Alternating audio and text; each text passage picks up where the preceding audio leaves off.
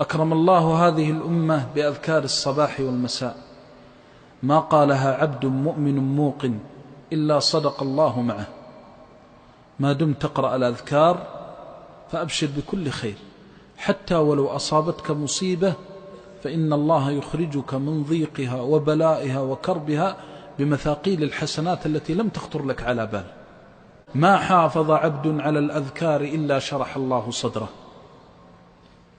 والله الذي لا إله إلا هو لن تجد أحدا مكروبا ولا منكوبا ولا ضاقت عليه الدنيا بهمومه وهموم أهله وولده ولزم أذكار الصباح والمساء إلا جعل الله له من بين أطباق الدنيا فرجا ومخرجا.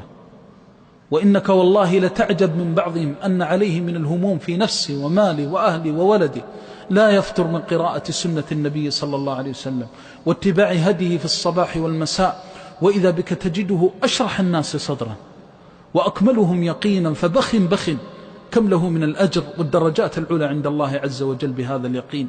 حصن نفسك بأذكار الصباح، اقرأها، لكن اقرأها قراءة المتأمل. يا حي يا حي، الكل يموت إلا هو سبحانه، تقول يا حي فتتذكر صفة الحياة التي ثبت لله سبحانه وتعالى. يا حي يا قيوم، قامت به السماوات والأرض وقام به كل شيء. يأتيك الظالم باغيا أشرا بطرا وتعلم أن قوة كلها بيد الله جل جلاله، فتقول يا رب إني أستغيث بك وأستجير، فإذا بهذه القوة كأنها لا شيء. يا حي يا قيوم برحمتك أستغيث. عبد من عباد الله يستغيث بالله صباحا أيضيع؟ والملائكة كلها تشهد، وحتى الأرض التي أنت عليها لما تقول يا رب إني مستغيث بك تشهد أنك استغثت بالله. يا حي يا قيوم برحمتك أستغيث أصلح لي شأني كله ولا تكلني إلى نفسي طرفة عين. إذا قاله العبد من أي شيء يخاف ومن أي شيء يهاب. قال لخبيب يا خبيب قل، قال ما أقول يا رسول الله، قال قل، قال ما أقول يا رسول الله، قال قل هو الله أحد والمعوذتان إذا أمسيت وأصبحت ثلاثا تكفيك من كل شيء. ما هي المعوذتان؟ أنت حينما تقول قل أعوذ ألوذ وألتجئ وأعتصم وأحتمي، تشهد الله من فوق 7 سماوات أنك تلوذ به وتحتمي وتلتجئ إليه. قل أعوذ برب الفلق من شر ما خلق. أي شيء يخرج عن خلقة الله؟ هل في شيء ما هو مخلوق لله؟ من شر ما خلق.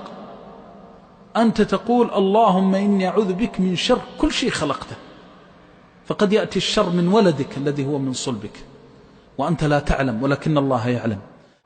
أعوذ بكلمات الله التامة من شر ما خلق.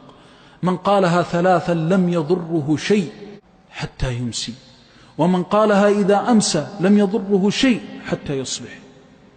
لم يضره شيء أيا كان هذا الشيء. النبي صلى الله عليه وسلم ما يكذب، ما ينطق عن الهوى. إذا وثقت بربك فإن الله لا يخيبك، وإذا امتلأ القلب بالتوحيد بمعرفة الله سبحانه وتعالى، لو اجتمع من في السماوات ومن في الأرض على أن ينفعوك أو يضروك لم ينفعوك ولا يضروك إلا بشيء قد كتبه الله عليك.